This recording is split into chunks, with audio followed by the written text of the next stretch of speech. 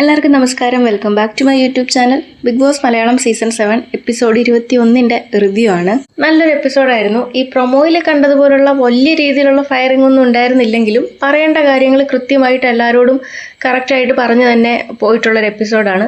അതേപോലെ ആ ടാസ്ക് കറക്റ്റായിട്ട് മനസ്സിലാക്കി ചെയ്തത് അനീഷ് ആണെന്ന് എടുത്തു പറയുകയും അതിൻ്റെ പേരിൽ അനീഷിനെ അഭിനന്ദിക്കുകയും ചെയ്തത് കണ്ടപ്പോൾ വളരെ സന്തോഷം തോന്നി. അപ്പോൾ എപ്പിസോഡിലേക്ക് വന്നാൽ തുടക്കം തന്നെ ലാലേട്ടൻ പറയുന്നത് ഞങ്ങൾ വളരെയധികം സന്തോഷത്തോടും പ്ലാനിങ്ങോടും കൂടിയൊക്കെയാണ് ഇപ്രാവശ്യത്തെ ബിഗ് ബോസ് ഹൗസ് ഉണ്ടാക്കിയിട്ടുള്ളത്. പക്ഷേ ഹൈജീൻ, വൃത്തിയില്ലായ്മയും ശുചിത്വക്കുറവും ഒക്കെ അവിടെ വലിയൊരു പ്രശ്നമായിട്ട് മാറിയിരിക്കുകയാണ്. അതേപോലെ തന്നെ ചിലരുടെ കോപവും തർക്കവും സംസാര രീതിയൊക്കെ മറ്റു ചിലർക്ക് അസ്വസ്ഥതകൾ ഉണ്ടാക്കിയിട്ടുണ്ട്. അതേപോലെ പണിപ്പുര ടാസ്ക് ചിലർക്ക് പണി കിട്ടി, ചിലർക്ക് പണി കൊടുക്കാനുള്ള അവസരങ്ങളായി എന്നൊക്കെ ലാലേട്ടൻ പറഞ്ഞ് തുടങ്ങുന്നുണ്ട്.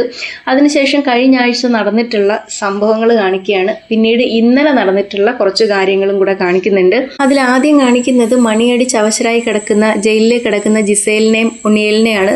അപ്പോൾ 5 മണിയായപ്പോഴത്തേക്കിനും അഭിഷേക് വന്നിട്ട് ഇവരെ വിളിച്ചെഴുന്നേൽപ്പിക്കുന്നു. അങ്ങനെ ഉണ്ണിയിൽ എഴുന്നേറ്റ് വീണ്ടും ഇരുന്ന് മണിയടിക്കാനായിട്ട് തുടങ്ങുന്നു. പിന്നീട് നെവിൻ വീണ്ടും മോഷണം തുടങ്ങിയിരിക്കുകയാണ്. ആര്യൻ്റെ ബാൻഡ് മോഷ്ടിച്ചിട്ട് വീടിനുള്ളിലുള്ള ഒരു മാവിൻ്റെ മേളിൽ കൊണ്ടുവയ്ക്കുന്നു. അതിനുശേഷം ജയിലിൽ കിടക്കുന്ന ജിസേലിനെ ഉണ്ണിയേലിനെ മോചിപ്പിക്കുന്ന ഒരിതാണ്. ഇപ്പോൾ ബിഗ് ബോസ് പറയുന്നു നിങ്ങൾ ടാസ്ക് ഒന്നും പൂർത്തിയാക്കിയിട്ടില്ലെന്നറിയാം, എന്നാലും ഏകദേശം ഇപ്പം എത്ര മണിയായി എന്നുള്ളത് പറയാൻ പറയുന്നു.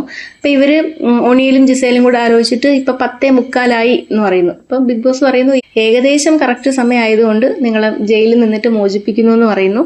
അത് കഴിഞ്ഞപ്പോൾ ആര്യൻ അടുക്കളയിൽ പച്ചക്കറിയൊക്കെ അരിയുന്ന ആ കത്തി എടുത്തുകൊണ്ട് പോയിട്ട് താടിയും മീശയൊക്കെ വെട്ടുന്നതാണ് കാണിക്കുന്നത്. അത് കഴിഞ്ഞ് ഇന്നത്തെ എപ്പിസോഡിലേക്ക് വന്നാൽ ക്യാപ്റ്റനായിട്ടുള്ള ആര്യൻ്റെ അടുത്ത് അവിടുത്തെ ഹൈജീനെ പറ്റിയിട്ട് ചോദിക്കുന്നു. എല്ലാ ഡിപ്പാർട്ട്മെൻറ്റിലുള്ള ക്യാപ്റ്റന്മാരും എഴുന്നേറ്റ് നിൽക്കും, ഞാൻ ഓരോരുത്തരോടായിട്ട് ചോദിക്കാമെന്ന് പറയുന്നു. അങ്ങനെ ഫ്ലോർ ടീമിൻ്റെ ക്യാപ്റ്റനായിട്ടുള്ള റെനേൻ്റെ അടുത്ത് ചോദിക്കുന്നു. അപ്പോൾ റെന പറയുന്നു ഈ മുടി ഇങ്ങനെ വീഴുന്നത് കൊണ്ടുള്ളൊരു ബുദ്ധിമുട്ടുണ്ട് എന്ന് പറയുന്നു. കിച്ചൻ്റെ ക്യാപ്റ്റനായിട്ടുള്ള ശരത്തിനോട് ചോദിക്കുന്നു കിച്ചണിൽ എങ്ങനെയുണ്ട്, വൃത്തിയൊക്കെ ഉണ്ടോ എന്ന് ചോദിക്കുമ്പം ഫുഡ് ഉണ്ടാക്കുന്നതല്ലേ, അതുകൊണ്ട് കിച്ചൺ ആയതുകൊണ്ട് തന്നെ നമ്മൾ മാക്സിമം വൃത്തിയായിട്ട് ചെയ്യാൻ ശ്രമിക്കുന്നുണ്ടെന്ന്. ബാത്റൂമിൻ്റെ ക്യാപ്റ്റനായിട്ടുള്ള ഷാനവാസിനോട് ചോദിക്കുന്നു. അപ്പോൾ ഷാനവാസ് പറയുന്നത് വാഷ്റൂമിനെ പറ്റി ഇതുവരെ ആരും അങ്ങനെ കംപ്ലൈൻ്റ് ഒന്നും പറഞ്ഞിട്ടില്ല എന്നാണ്. അപ്പോൾ അനീഷ് പറയുന്നു. അപ്പോൾ അനീഷ് ഇതിനായിട്ട് പറയുന്നു അങ്ങനെയല്ല, 3 ദിവസം ഷാനവാസ് ഒന്നും കറക്റ്റായിട്ട് പണിയൊന്നും എടുക്കാതെ ഇവിടെ വെറുതെ നടക്കുകയായിരുന്നു.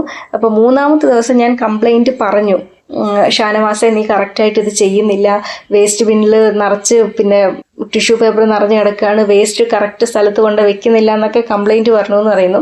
അപ്പോൾ ഷാനവാസിനോട് ചോദിക്കുന്നു ഇതാ നിങ്ങൾ കംപ്ലൈൻ്റ് ഒന്നും ഇല്ല എന്ന് പറഞ്ഞിട്ട് കംപ്ലൈൻറ്റ് വന്നല്ലോ എന്ന് ചോദിക്കുമ്പോൾ ഷാനവാസ് പറയുന്നു എൻ്റെ ടീമിൽ തന്നെയുള്ള സരിക എനിക്ക് വേണ്ടിയിട്ട് സംസാരിക്കുന്നു പറയുന്നു. അപ്പോൾ സരിക പറയുന്നു നമ്മൾ കറക്റ്റായിട്ടെല്ലാം ക്ലീൻ ചെയ്യുന്നുണ്ട്, പക്ഷെ ഒരു ദിവസം ഒരു അബദ്ധം പറ്റി, ഈ വേസ്റ്റ് കവർ എവിടെ വെക്കണം എന്നുള്ളത് അറിയാതെ പോയി എന്ന് പറയുന്നു. അങ്ങനെ അത് കഴിഞ്ഞിട്ട് പിന്നെ ശൈത്യാണ് വെസൽ ടീമിൽ ഉണ്ടായിരുന്നത്. വെസൽ ടീം എല്ലാം കറക്റ്റായിട്ട് പക്കയായിട്ട് ചെയ്തു എന്ന് ശൈത്യം പറയുന്നു.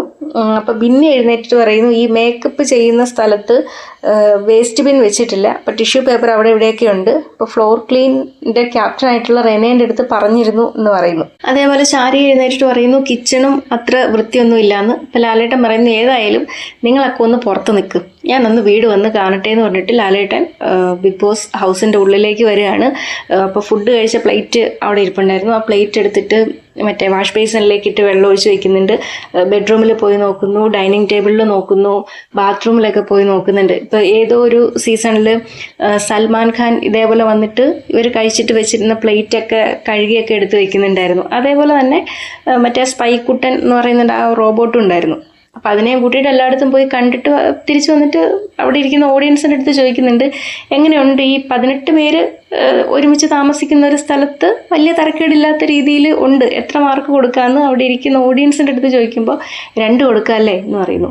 എന്നിട്ട് തിരിച്ച് പിന്നെ ഈ മത്സരാർത്ഥികളോട് തന്നെ ചോദിക്കുന്നുണ്ട് നിങ്ങൾ ജീവിക്കുന്ന സ്ഥലമാണ്, എത്ര മാർക്ക് കൊടുക്കാം, ഈ 18 പേര് ഒരുമിച്ച് ജീവിക്കുന്നതാണല്ലോ, അപ്പോൾ വലിയ കുഴപ്പമൊന്നുമില്ല. അപ്പോൾ ഓരോരുത്തരായിട്ട് ഇങ്ങനെ പറയുന്നുണ്ട് 10-ൽ 3, 3.5 എന്നൊക്കെ പറയുന്നു. ശരി 3.5 മാർക്ക് തരാം. അത് കഴിഞ്ഞിട്ട് ലാലേട്ടൻ ഇവരോട് ചോദിക്കുന്നു ആരുടെ ബെഡാണ് ഏറ്റവും മോശമായിട്ട് കിടക്കുന്നതെന്ന് ചോദിക്കുമ്പോൾ ക്യാപ്റ്റനായിട്ടുള്ള ആര്യൻ കൈവെക്കുന്നു. അപ്പോൾ ലാലേട്ടൻ പറയുന്നു ആ ക്യാപ്റ്റൻ്റെ തന്നെയാണോ? അപ്പോൾ ആര്യൻ എഴുന്നേറ്റ് നിൽക്കുന്നു. നിങ്ങളിതൊന്നും വീട്ടിൽ ചെയ്യാറില്ലേ എന്ന് ചോദിക്കുന്നുണ്ട്. ചെയ്യാറുണ്ട് എന്ന് പറയുന്നു. ഇത് നിങ്ങളുടെ വീടല്ലേ എന്ന് ചോദിക്കുന്നു. അതേപോലെ പിന്നെ വെജിറ്റബിൾസ് കട്ട് ചെയ്യുന്ന കത്തി എടുത്തുകൊണ്ട് പോയിട്ട് പിന്നെ താടി മീശയൊക്കെ വെട്ടുന്നത് കണ്ടല്ലോ എന്ന് ചോദിക്കുന്നു. അപ്പോൾ ആര്യൻ പറയുന്നു താടി എന്തോ ഇങ്ങനെ വളർന്നത് കൊണ്ട് ഭയങ്കര ഡിസ്റ്റർബൻസ് ആയിട്ട് തോന്നി, അതുകൊണ്ട് വെട്ടിയതാണെന്ന് പറയുന്നു. എന്നിട്ട് ആ കത്തി കഴുകിയിട്ടാണോ കൊണ്ട് വെച്ചത് തിരിച്ച്, അതോ കഴുകാതെ ഇവർക്ക് സമൂസ മുറിച്ച് കൊടുക്കുകയോ മറ്റോ ചെയ്തോ എന്നൊക്കെ ആര്യൻ്റെ അടുത്ത് ചോദിക്കുന്നുണ്ട്. ഇത് പ്രൊമോയിൽ കണ്ടപ്പോഴത്തേക്കിനും വിചാരിച്ച് ദൈവമേ ആര്യനെ എയറിൽ കയറ്റി ആര്യൻ ഈ അടുത്തൊന്നും താഴ്ത്ത് വരാത്ത രീതിയിൽ ആക്കിയെന്ന് വിചാരിച്ചു. പക്ഷെ അത്രയൊന്നുമില്ല. എന്നാൽ ആര്യൻ്റെ അടുത്ത് പറയേണ്ടതൊക്കെ സ്ട്രൈറ്റ് ആയിട്ട് പറഞ്ഞ് മനസ്സിലാക്കുന്ന ഒരു രീതിയിലായിരുന്നു.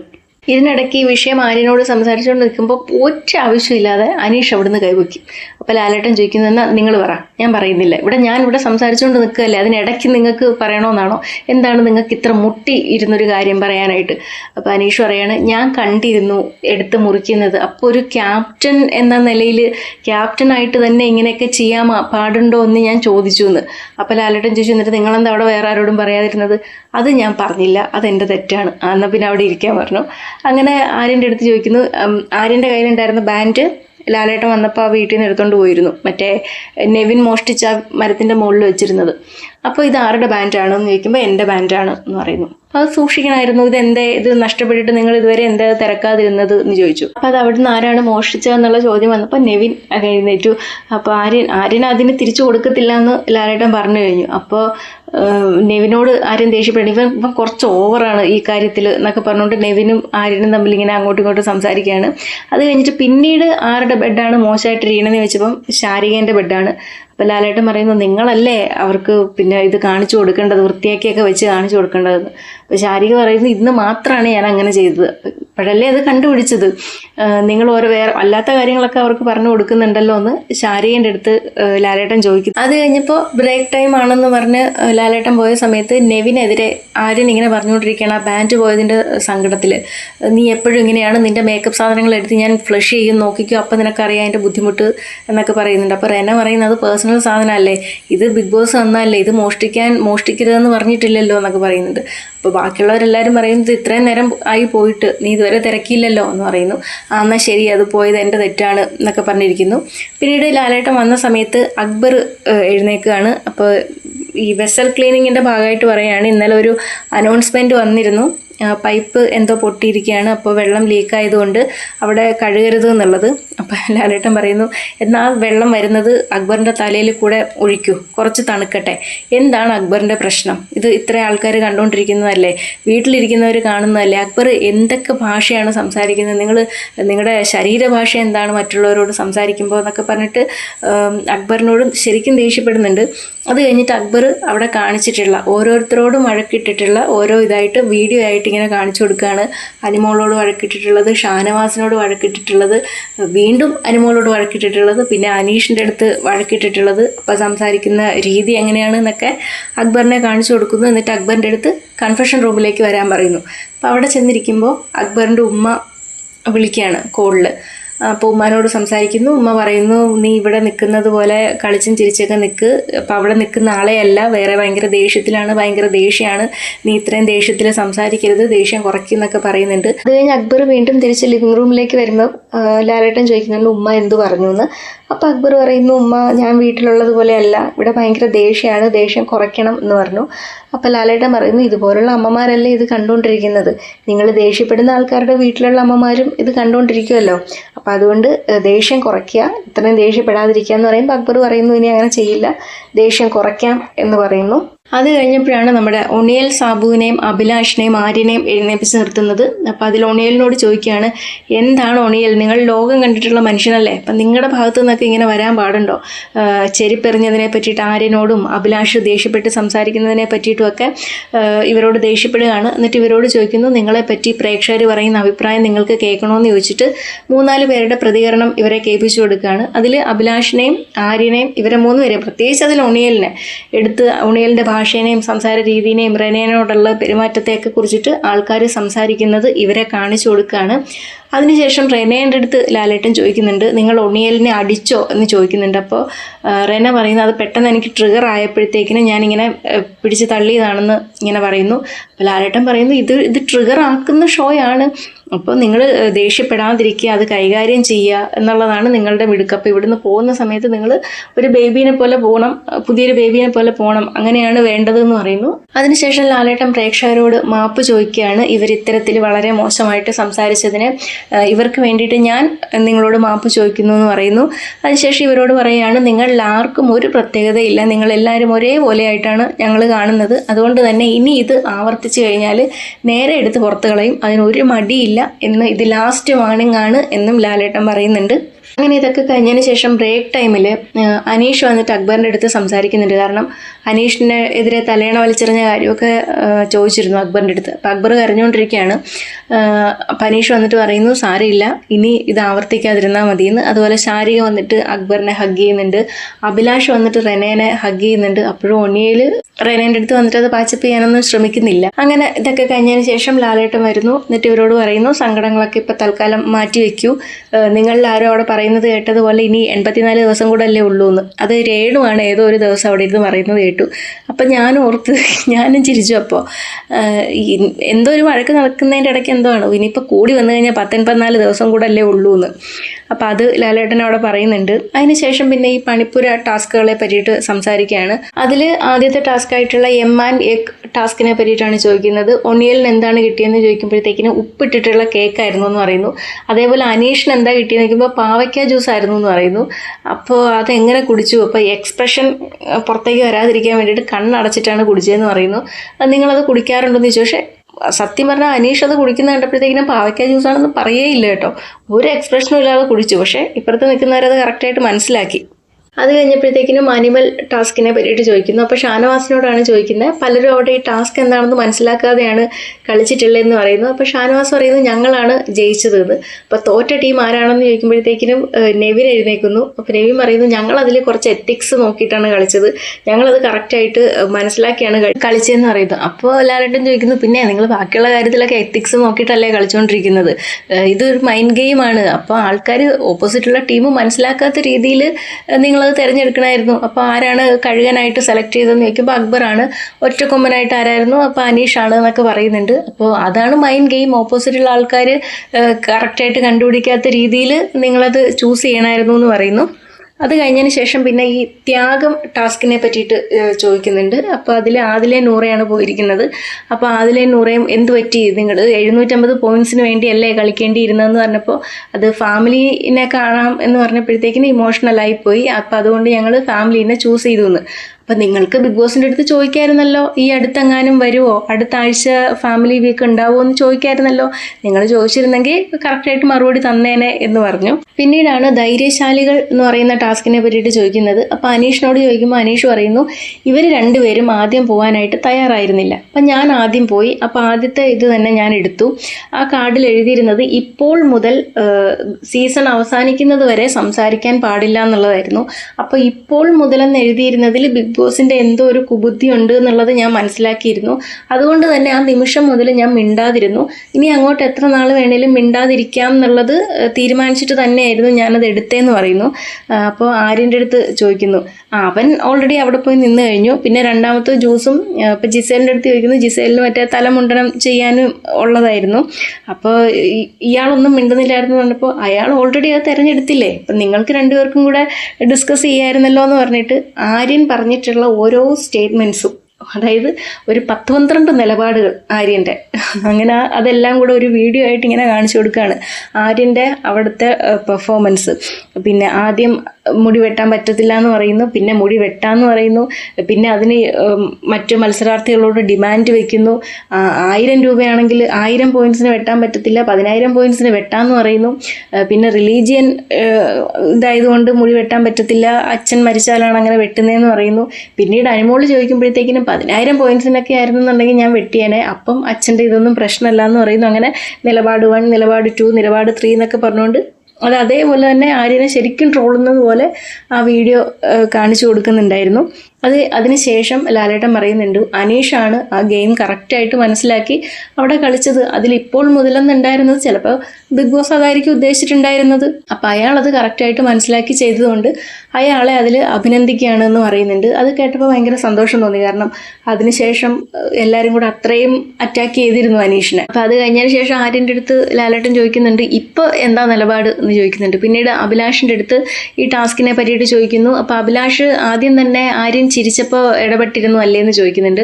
അപ്പോൾ അഭിലാഷ് പറഞ്ഞു അങ്ങനെയാണ്, കാരണം നമ്മളെ ഒന്നും ഒരു ടാസ്കിന് വേണ്ടിയിട്ട് ഇവർ തിരഞ്ഞെടുക്കൂല. അപ്പം ഞാൻ രേണു ചേച്ചീനെയും സരിക ചേച്ചീനെയൊക്കെ തിരഞ്ഞെടുത്തപ്പോൾ ആര്യൻ അവിടെ ഇരുന്ന് ചിരിക്കുന്നുണ്ടായിരുന്നു എന്ന് പറയുന്നു. നമ്മളെ വേസ്റ്റുകളെ പോലെയാണ് എന്നെയും നെവിനെയൊക്കെ തിരഞ്ഞെടുക്കുന്നത്. ഇവർ ഫിസിക്കൽ എബിലിറ്റി നോക്കിയിട്ടാണ് ടാസ്ക് ഒക്കെ വരുമ്പോഴത്തേക്കിനും ആൾക്കാരെ തിരഞ്ഞെടുക്കുന്നതെന്ന് പറയുന്നു. അപ്പം ലാലേട്ടൻ ചോദിക്കുന്നു ആര്യൻ അവിടുന്ന് പറഞ്ഞിട്ടാണല്ലോ പോയത്, ഈ പോകുന്ന ആൾക്കാർ തോറ്റിട്ട് വന്നു കഴിഞ്ഞാൽ ആര്യൻ എന്തോ ചെയ്യുമെന്നൊക്കെ പറഞ്ഞത്. അപ്പോൾ ആര്യൻ പറയുന്നു ശരിയാണ് ലാലേട്ട, എനിക്ക് കുറച്ച് അഹങ്കാരം വന്നു, ഞാൻ കുറച്ച് അഹങ്കാരത്തോടെ സംസാരിച്ചു, ഇനി ടാസ്ക് വന്നു കഴിഞ്ഞാൽ ഞാൻ മാക്സിമം ശ്രമിക്കാം എന്ന് എനിക്ക് പറയാൻ പറ്റുള്ളൂ എന്നൊക്കെ പറയുന്നു. അതേപോലെ അനീഷിൻ്റെ അടുത്ത് ലാലേട്ടൻ ചോദിക്കുന്നുണ്ട് നിങ്ങളത് തിരഞ്ഞെടുത്തിരുന്നെങ്കിൽ ഒരു 3-4 ആഴ്ചയൊക്കെ മിണ്ടാതെ തന്നെ ഇരുന്നേനായിരുന്നോ എന്ന് ചോദിക്കുമ്പോൾ അങ്ങനെ തന്നെ ഞാൻ ഇരിക്കാനായിരുന്നു തീരുമാനിച്ചിരുന്നത് എന്ന് അനീഷ് പറയുന്നു. അപ്പോൾ ലാലേട്ടൻ ചോദിക്കുന്നു ഇവിടെ ചില ആൾക്കാർ മുട്ടയടിക്കാനായിട്ട് റെഡിയായിട്ട് ഇരുന്ന ആൾക്കാരുണ്ടല്ലോ, രേണു മുട്ടയടിക്കാൻ റെഡിയാണോ എന്ന് ചോദിക്കുമ്പോഴത്തേക്കിനും എൻ്റെ ലാലേട്ട ഉള്ളത് തന്നെ എക്സ്റ്റൻഷനാണ് രേണു പറയുന്നു. അതുപോലെ അപ്പാനി ശരത്തിനോട് ചോദിക്കുമ്പോഴത്തേക്കിനും മുക്കി മൂളിയൊക്കെ റെഡിയാണ് എന്ന് പറയുന്നു. അനുവിനോടും ശൈത്യനോടും ചോദിക്കുമ്പോഴത്തേക്കിനും അവർ പറയുന്നു ഞാൻ റെഡിയാണ്. ശൈത്യം പറയുന്നു ടാസ്കിന് വേണ്ടിയിട്ടാണെങ്കിൽ ഞാൻ ചെയ്യാൻ തയ്യാറാണ് എന്ന് പറയുന്നു. അപ്പോൾ ഇപ്പോൾ ഒരു ടാസ്ക് തന്നാൽ ചെയ്യുമോ എന്ന് ചോദിക്കുന്നു. അപ്പം ഞെട്ടിപ്പോയി, എന്നാലും ചെയ്യാം എന്ന് പറഞ്ഞിട്ട് ശൈത്യം അനുമോളും അവിടെ ഇരിക്കുന്നു. ഇപ്പം ഇവരോട് പറയുന്നു സ്റ്റോർ റൂമിൽ ബെല്ലടിക്കുന്നുണ്ട്, എന്താണെന്ന് പോയി എടുത്തിട്ട് വരാൻ പറയുന്നു. അപ്പോൾ ജിസേലിന് അന്ന് കൊടുത്തിട്ടുള്ള ആ ബോക്സിൽ എന്താണുള്ളതെന്നാണ് ഇവരന്ന് തുറന്ന് നോക്കിയിട്ടില്ല. ഇവരോട് അന്ന് തുറന്ന് നോക്കാമെന്ന് പറഞ്ഞിരുന്നതാണ്, പക്ഷേ ഇവരത് തുറന്നിട്ടില്ല. അപ്പോൾ ഇവിടെ കൊണ്ടുവന്ന് വെച്ചിരിക്കുകയാണ്. അങ്ങനെ ഇവർ തുറന്ന് നോക്കുകയാണ്. ഈ നെവിൻ വന്നിട്ട് അത് തുറന്ന് നോക്കുമ്പോഴത്തേക്കിനും അതിൽ എഴുതിയിരിക്കുന്നത് ഒരു ട്രിമ്മർ ഉണ്ട്, അതിൻ്റെ കൂട്ടത്തിലൊരു കാർഡും ഉണ്ട്. അതിലെഴുതിയിരുന്നത് നിങ്ങൾക്ക് തോന്നുന്നുണ്ടോ ഞാനിത് നിങ്ങളെ കൊണ്ട് ചെയ്യിപ്പിക്കുമെന്ന്, അഭിനന്ദനങ്ങൾ, നിങ്ങൾക്ക് 1000 പോയിന്റ്സ് ലഭിച്ചിരിക്കുന്നു എന്നുള്ളത്. ഞാൻ അന്നിട്ടൊരു വീഡിയോയിലും പറഞ്ഞിരുന്നത് ഈ ത്യാഗം എന്ന് പറയുന്ന ടാസ്കിനെ എങ്ങനെയാണോ ബിഗ് ബോസ് ഇവരെ ചോദ്യം ചെയ്തത്, ഇവരുടെ ത്യാഗത്തിനെ ചോദ്യം ചെയ്തത്, അതുപോലെ തന്നെ ഇവരുടെ ധൈര്യത്തിനെയും ചോദ്യം ചെയ്തു. ഇവർ ധൈര്യപൂർവ്വം അത് ഏറ്റെടുക്കാൻ തയ്യാറായിരുന്നെങ്കിൽ ഇവർക്ക് ഈ 1000 പോയിന്റ്സ് കിട്ടിയേനായിരുന്നു എന്ന് പറഞ്ഞിരുന്നു. അപ്പം അതേപോലെ തന്നെ അതിലും എഴുതിയിരുന്നത്. അപ്പോൾ ലാലേട്ടൻ പറയുന്നു അനീഷാണ് ഈ ഗെയിമിനെ കറക്റ്റായിട്ട് കൈകാര്യം ചെയ്തതെന്ന്. അതിനുശേഷം ഈ ഭൂമി കയ്യേറ്റം ടാസ്കിനെ പറ്റിയിട്ട് ചോദിക്കുന്നു. എല്ലാവരുടെ കൈയും കാലും ഒക്കെ നന്നായിട്ട് മുറിഞ്ഞു അല്ലേ? സാധാരണ ഈ ടാസ്ക് കഴിയുമ്പോഴത്തേക്കിനും വലിയൊരു ഫൈറ്റൊക്കെ ഉണ്ടാകുന്നതാണ്, പക്ഷെ നിങ്ങളെല്ലാവരും അതിനെ ആ ഗെയിം സ്പിരിറ്റിൽ തന്നെ എടുത്തു എന്ന് ലാലേട്ടൻ പറയുന്നു. അതിനുശേഷം ആ ടാസ്കിൻ്റെ വളരെ രസകരമായിട്ടുള്ള വീഡിയോ ഇവരെ കാണിച്ചു കൊടുക്കുകയാണ്, ഇവരുടെ ഓരോരോ ആക്ടിവിറ്റിയും. ഇത് കാണിച്ചു കൊടുത്തിട്ട് ലാലേട്ടൻ പറയുന്നു ഇതിനിടയ്ക്ക് ഞങ്ങൾ പുതിയൊരു ക്യാമറ കണ്ടു. അപ്പോൾ ഇതിലൊന്നും പെടാത്ത, ഈ ടാസ്കിലൊന്നും പെടാത്ത ഒരു ക്യാമറ. അപ്പോൾ രേണുവിനെയാണ് ഉദ്ദേശിച്ചിട്ടുള്ളത്. അപ്പോൾ രേണുവിനോട് ചോദിച്ചു ഇതിലൊന്നും പെടാതെ രക്ഷപ്പെട്ടില്ല എന്ന് ചോദിച്ചു. അപ്പം ഞാനത് കാത്തു സൂക്ഷിക്കാൻ നിൽക്കുമായിരുന്നു എന്ന് രേണു പറയുന്നുണ്ട്, ഈ കൊടി. അപ്പം അന്നും രേണുവാണ് ഈ ടാസ്കിലൊന്നും പെടാതെ എല്ലാ ടാസ്കിൽ നിന്നും രക്ഷപ്പെട്ടിങ്ങനെ മാറി നിൽക്കുന്ന ഒരാൾ.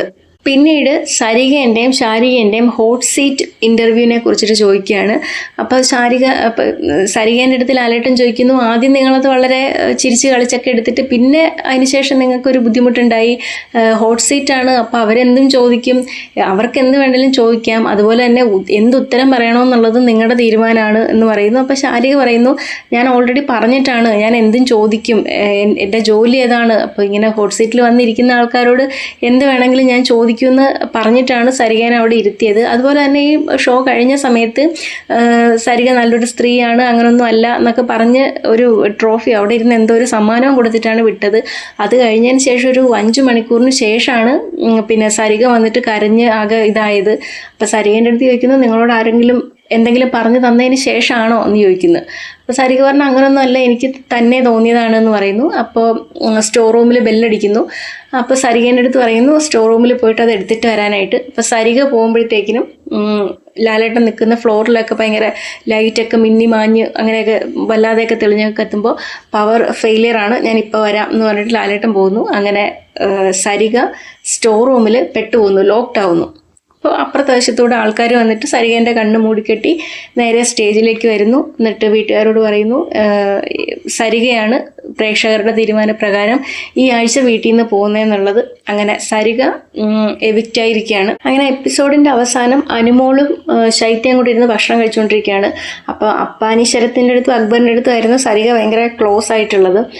ശരത്താണെങ്കിൽ സരികൻ്റെ അടുത്ത് പറഞ്ഞിട്ടുണ്ടായിരുന്നു ചേച്ചിയാണ് ആദ്യം പോകുന്നതെന്നുണ്ടെങ്കിൽ രേഷ്മേനെ പോയി കാണണേ എന്നുള്ളത്. അപ്പോൾ അനു പറയുന്നു ചേച്ചി പോയിട്ട് ഇവർക്കാർക്കും ഒരു സങ്കടവും ഇല്ലല്ലേ, നമുക്കൊക്കെ ആണെങ്കിൽ സഹിക്കാൻ പോലും പറ്റത്തില്ലല്ലോ, അവർക്കൊന്നും ഒരു കൂസലും ഇല്ല, എന്നാൽ പിന്നെ എന്തിനാണ് അങ്ങനെ പറയാൻ പോയത്, ചേച്ചി പോവുകയാണെങ്കിൽ രേഷ്മേനെ പോയി കാണണമെന്ന്. അപ്പം ഇവർക്ക് നേരത്തെ ഇതൊക്കെ അറിയാമായിരുന്നല്ലേ എന്നൊക്കെ പറഞ്ഞുകൊണ്ട് അനുവും ശൈത്യയും കൂടെ അവിടെ ഇരുന്ന് സംസാരിക്കുന്നുണ്ട്. അപ്പം ഇന്നത്തെ എപ്പിസോഡിൽ ഇത്രയൊക്കെയാണ് ഉണ്ടായിരുന്നത്.